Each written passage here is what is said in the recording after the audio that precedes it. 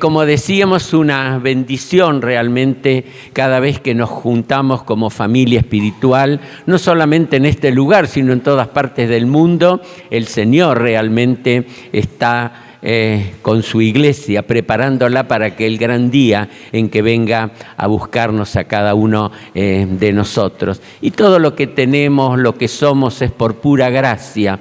No merecemos nada, no merecemos tanta bendición realmente que tenemos, pero aún sin merecerlo, la gracia del Señor. ¿Qué es el significado de la palabra gracia? A ver. Regalo inmerecido, no éramos merecedores de tanta bendición, de tanto perdón, de tanto amor para cada uno de nosotros, que se manifestó en una forma tan hermosa, realmente enviando a su Hijo Jesús a dar su vida por cada uno de nosotros, ocupando Él precisamente nuestro lugar. Vamos a leer algunos. La meditación de la palabra va a estar en el Efesios capítulo número 2. Pero me pareció bien uno de mis preferidos. Ya ahora uno de otra época se olvida bastante de los himnos, ¿no? Es una realidad. Pero hay un himno que ha sido de inspiración para mi vida a través del tiempo, que nos habla precisamente de la gracia, que es el 428. No lo vamos a cantar, simplemente voy a pedir que una estrofa cada uno de los que estamos presentes la pueda leer, pero es imposible, ¿no es cierto?, porque no tenemos el himnario. Pero yo se los voy a leer, no es problema. Dice: ¡qué maravilla! Perdón recibí. Cristo por gracia salvóme a mí. Mis culpas todas Él las llevó y solo por gracia salvo soy. Después el coro dice: solo por gracia salvo soy, solo por gracia salvo soy. Esta es mi historia, de Dios es la gloria, que solo por gracia salvo soy. Yo tengo un gozo que Cristo me dio, cuando en su sangre mis culpas lavó. Feliz elevo mi corazón, que solo por gracia salvo soy. Mas por su gracia la cruz puedo ver, yo me hallo libre y contento con él. Su amor inunda mi corazón y solo por gracia salvo soy. Realmente inspirado quien escribió este himno tan hermoso, que nos habla precisamente de este tema tan especial, que a veces no nos damos cuenta que todo lo que recibimos es un regalo inmerecido. Y la palabra de Dios, si queremos pensar en que este himno tiene base bíblica, podemos pensar que tiene precisamente el 100% de base bíblica. El apóstol Pablo, en todas sus cartas, ustedes pueden leerlo en sus casas, van a ver cómo en el saludo y en la despedida de la carta menciona siempre esta palabra, la palabra gracia, porque para él todo lo que tenía, lo que podía ser, lo que era y los planes que él tenía era solamente por gracia lo que podía ser. Pensemos, nosotros todo lo que hacemos, lo que tenemos, todo es un regalo inmerecido solamente por la gracia del Señor, que nos amó y nos regaló una salvación tan grande. Vamos a detenernos en el capítulo número 2 de la carta a los Efesios y vamos a analizar algunos versículos precisamente del apóstol Pablo, que nos habla claramente de la diferencia de la salvación por gracia y también que no nos valen las obras, simplemente que las obras son un complemento de la fe. Pero la salvación, como bien decían los reformadores, solo por Cristo, solo por gracia, solo por fe. Bien. Estamos entonces en la palabra de Dios, en Efesios el capítulo número 2. Inspirador capítulo que sirvió a los reformadores hace más de 500 años para entender por palabra que la salvación que se anunciaba en aquel tiempo, que era por dinero y por obras, la palabra de Dios aquí iluminó a cada uno de ellos para enseñar que la salvación es solamente por la gracia de Dios. A veces pensamos, nosotros buscamos a Dios. Sí, es cierto, tenemos que buscar a Dios, pero recordemos que Él nos buscó a nosotros primero. Y lo vamos a refrendar por palabra, como siempre decimos. El que a mí, nadie viene a mí si no le fue dado del Padre. Vale decir que la salvación primera viene en la elección por parte de Dios a cada uno de nosotros. Y nosotros, cuando aceptamos esa invitación, hemos propuesto en nuestro corazón seguirle. Bien, vamos a analizar a partir del versículo número 4, del 1 al 3, está hablando la condición del hombre natural, muerto en delitos y pecados, cada uno de nosotros muertos espiritualmente. Pero en el versículo 4 dice, pero Dios, a pesar de todo lo que dice el 1, a pesar de todo el que dice el 2, a pesar de todo el que dice el versículo número 3, entonces acá el apóstol Pablo dice, pero Dios, a pesar de, quiere decir, que es rico en misericordia por su gran amor que nos amó. Atributos acá de Dios que a veces por ahí no los pensamos o no pensamos demasiado en ellos, como que si tuviera una obligación Dios de tener misericordia y amor para con cada uno de nosotros. Y acá dice, rico en misericordia. Nos detenemos unos momentitos en rico en misericordia. Ustedes saben que el Señor o Dios se acuerda de nosotros, nos tiene misericordia, se pone en nuestro lugar porque se acuerda también que somos polvo, somos tan poquita cosa. Así que por ahí este versículo es bueno, por ahí recordarlos cuando nos parece que nosotros somos autosuficientes, que podemos hacer todo, que planificamos cosas como que si estuviéramos por toda la eternidad en este mundo. Pensemos, qué poquita cosa que somos en este mundo, porque somos polvo y al polvo volvemos, en definitiva la palabra de Dios lo dice. Así que pensemos en la misericordia de Dios que se renueva también cada 24 horas a nuestro favor. Continuamos un poquito más y dice, su gran amor con que nos amó. Bueno, alguno que quiera recitar, tal vez los chicos de escuela bíblica, tal vez alguno un poquito mayorcito o alguien que pinte canas, tal vez. Juan 3:16. A ver, alguien que lo diga, lo dicen a coro. ¿Quién no va a saber Juan 3? Ya que acá dice que Dios tuvo misericordia de nosotros y mostró su gran amor con que nos amó. Decimos, a ver, porque de tal manera amó Dios al mundo que ha dado a su Hijo unigénito para que todo aquel que en Él cree no se pierda, mas tenga vida eterna. No nos detenemos más en que muestra su grande amor porque ya lo hemos dicho, así que continuamos con lo que sigue. Bien, aún estando nosotros muertos en pecado. Cuando dice estando nosotros muertos en pecado, yo me acuerdo que en mi casa me decían cuando era chico, ojo, portate bien porque a la noche viene el muerto que camina. Bueno, y ahora si nosotros pensamos en un poco para los chicos también y los grandes, el muerto que camina. ¿Saben ustedes que nosotros éramos muertos que caminábamos? ¿Será cierto esto? ¿O será simplemente?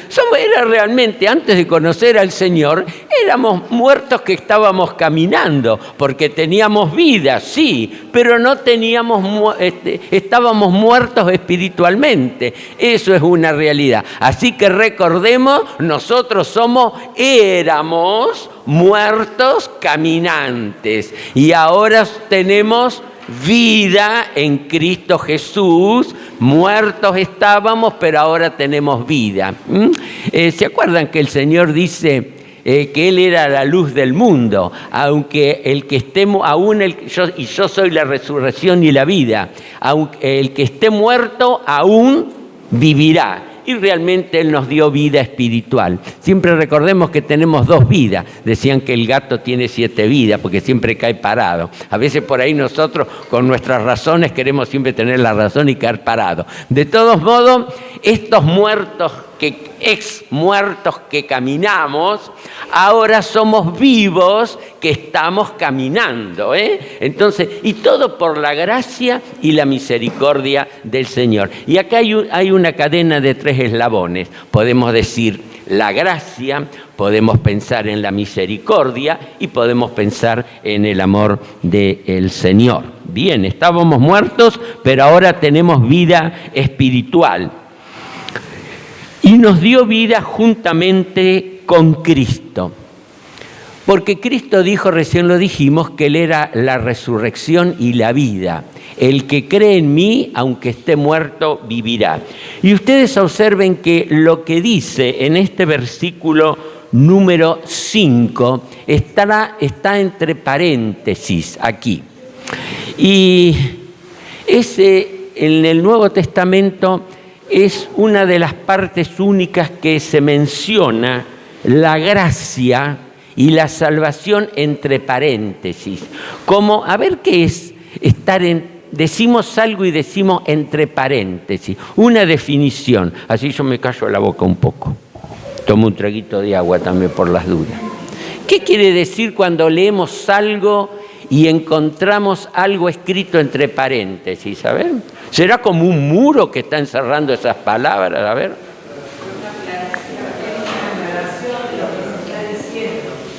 Muy bien, una aclaración de lo que se está diciendo. Muy bien. A ver, las maestras, muy bien. A usted le ponemos 11 puntos, 10 es poco. Bien. Entonces decimos, es una aclaración de lo que se está diciendo. Vale decir que desde el versículo número 1 de este capítulo número 2 hasta el versículo número 5 que hemos estado analizando, está aclarando todo esto, por eso está. A ver, maestra, de vuelta para que nos quede en la cucusa acá.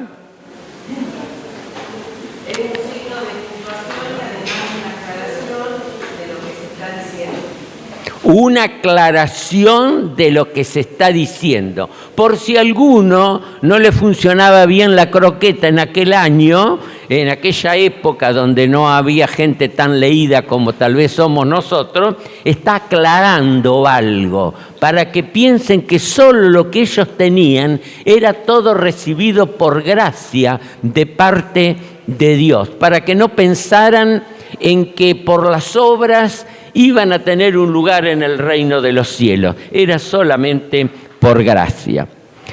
Y juntamente esta salvación que es por gracia o regalo inmerecido, dice que juntamente con Él nos resucitó. Ustedes observen acá que se menciona en el versículo número 5 la palabra muertos.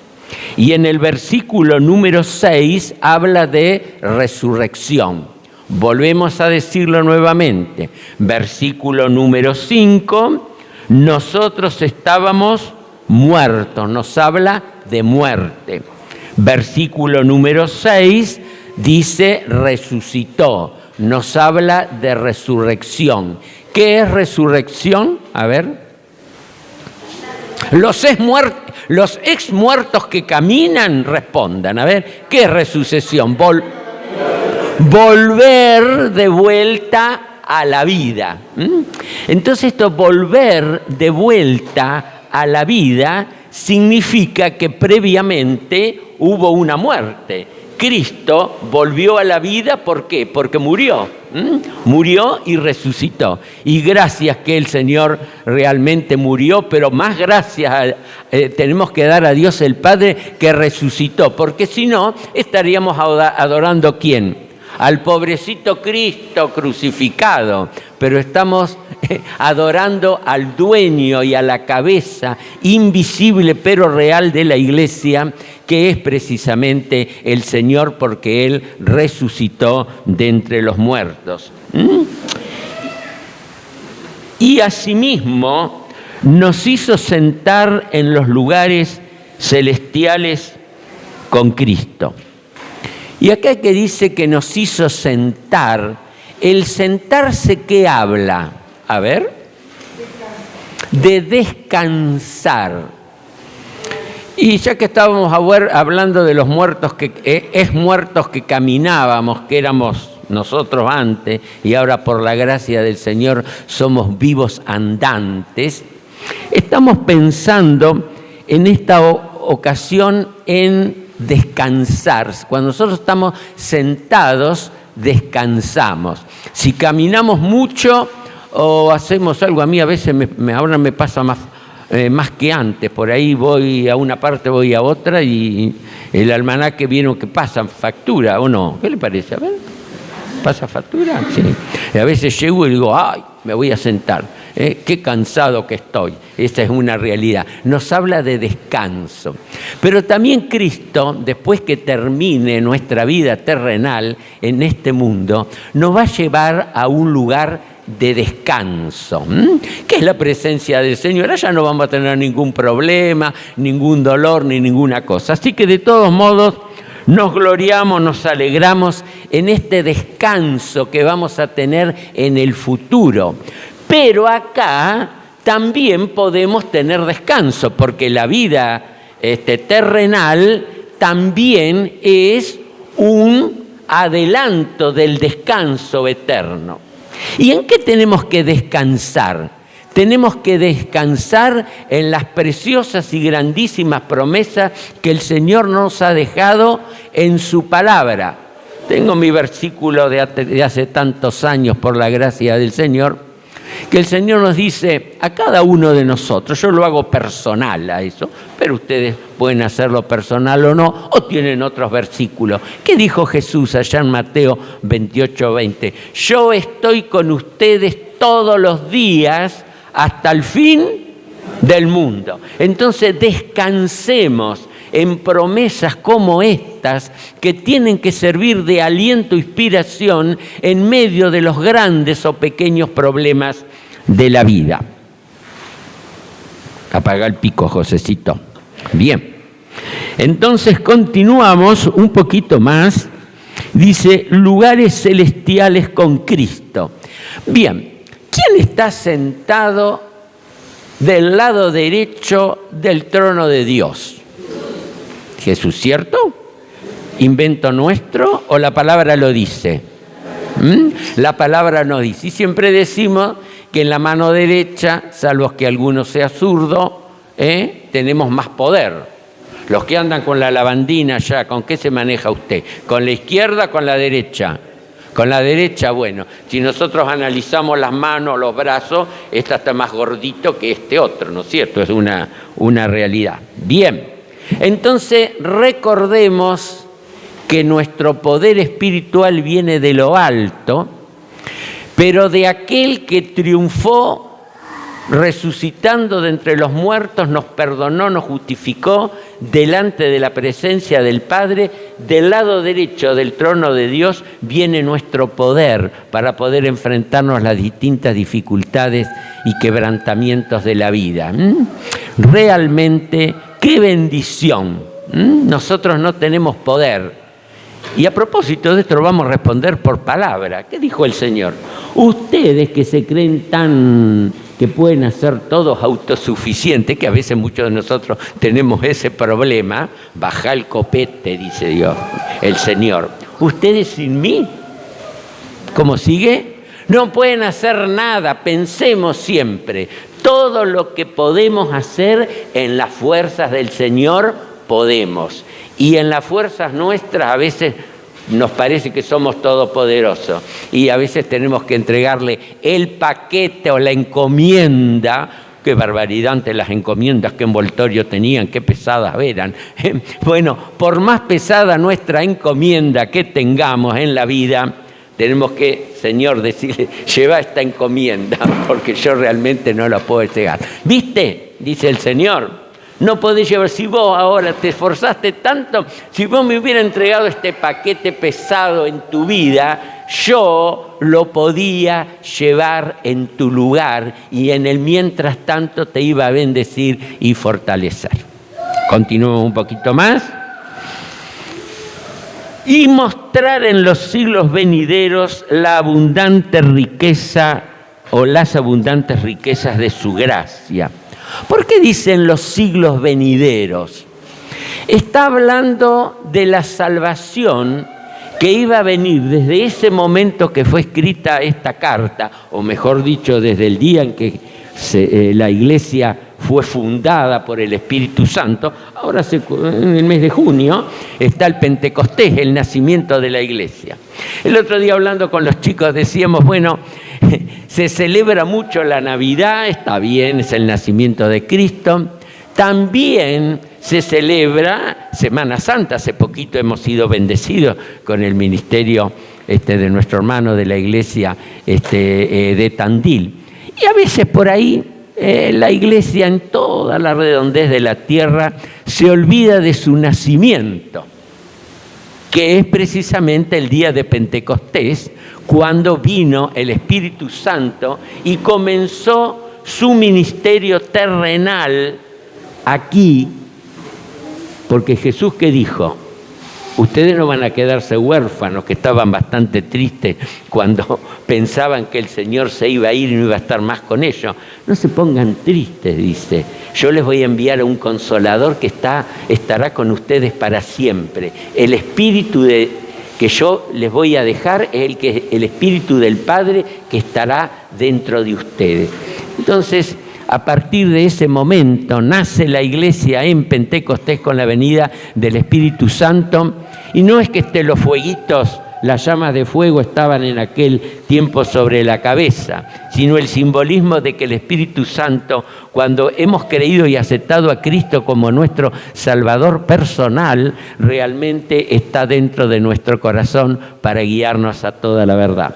Y esta gran comisión no iba a ser para el primer siglo, sino que iba a ser también, iba a mostrar Dios su gracia en siglos venideros y también las abundantes riquezas de su gracia. ¿Saben lo que pasa?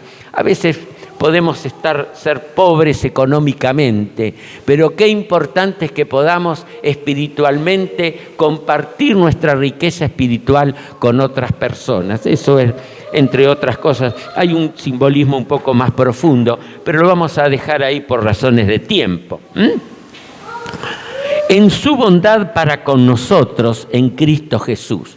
Cuando nos habla acá de bondad, nos está hablando que la bondad del Señor no tiene límite para cada uno de nosotros. A veces decimos, qué persona buena esta, pero más bueno que el Señor para con cada uno de nosotros no hay ninguno, realmente es una realidad. Bien. Porque por gracia, vuelve acá a retomar el problema de la gracia o la bendición de la gracia en el número 8. Y luego dice ese tan conocido versículo aquí, que fue de inspiración para los reformadores de los primeros tiempos. Y dice, porque por gracia ustedes son salvos por medio de la fe. En estos tiempos donde las noticias abundan de una forma u otra, y a veces hay que decir, ¿será verdad o será mentira lo que se dice? Entonces en este mundo se dice, hay que ver para creer. Y lo contrario, ¿qué es? Espiritualmente. A ver. Hay que creer para ver. Y lo vamos a refrendar por palabra, que dice, por la fe. A ver si alguien conoce ese versículo. Habemos si por la fe Sabemos que ha sido constituido el universo por la palabra de Dios, de modo que lo que se ve fue hecho de lo que no se veía. Por la fe creemos que el universo fue hecho por Dios, por la fe, porque nosotros estuvimos presentes. Por lo tanto, creemos en algo que no vemos. Palpamos algo en la naturaleza bastante distorsionada por el ser humano y realmente creemos. También creemos que el Señor dio su vida y resucitó de entre los muertos. Eso es una realidad. Y eso, la fe va acompañada o de la mano o pegadita con la gracia. Por eso dice, por gracia ustedes son salvos por medio de la fe. Y esto no es mérito propio, sino que es un don de Dios. ¿Qué es un don de Dios? Don, un regalo. Vale decir que don es un regalo y la gracia es un don inmerecido de parte de Dios. ¿Lo atendemos? ¿Lo entendemos? Creo que sí, porque está bastante claro. Y luego contrasta con algunos que en aquel tiempo, ya siglo I, estaban diciendo, bueno, es importante la fe, pero también es necesario, decían los judíos más ortodoxos, en contra de los mesiánicos, ustedes tienen que circuncidarse y guardar la ley de Moisés. Vale decir que había unas cuantas opiniones encontradas. Entonces los apóstoles y los ancianos en la iglesia primitiva decidieron que solamente es la salvación creyendo en Cristo, y la salvación es una gracia o regalo inmerecido de Dios y no por obras. Siempre recordemos que en el Antiguo Testamento la salvación era por fe y por obras, y ahora es mucho más fácil porque es solamente por obras. También Santiago nos da un palo a cada uno de nosotros, a mí primero sobre todas las cosas. Qué barbaridad, no es que nos dé, pero a veces la palabra nos da como un buen palo a cada uno de nuestras interpretaciones o nuestros deseos. Y dice que no es por obras para que nadie se gloríe. Siempre recordemos que por ahí, antes, por eso se reformó la iglesia, porque se pensaba que por dinero o por las buenas obras realmente iban a tener las personas un mejor lugar en el reino de los cielos. Pero no es tal así. Yo recuerdo a veces un poquito del pasado de uno. Nuestra hermana Adela de Revilla, cuando estaba aquí, la visitaba a mi abuela en aquel tiempo y hablaban de ciertas cosas sobre la importancia de creer, de aceptar a Cristo como el Salvador personal.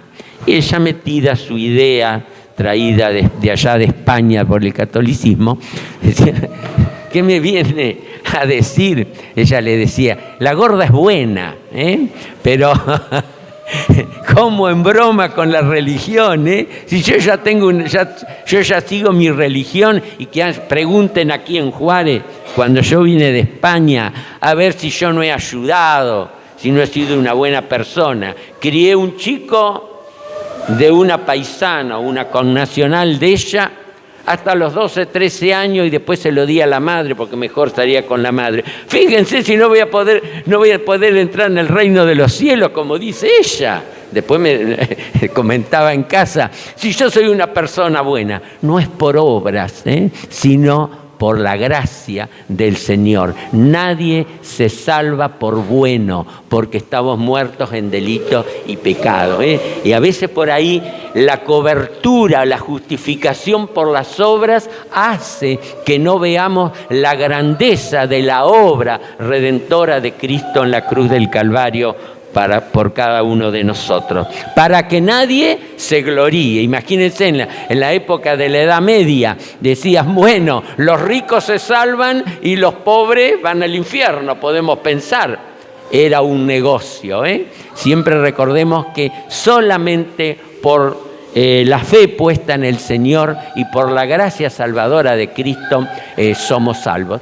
Algo que por ahí lo sabemos, pero bueno es también recordarlo una vez más.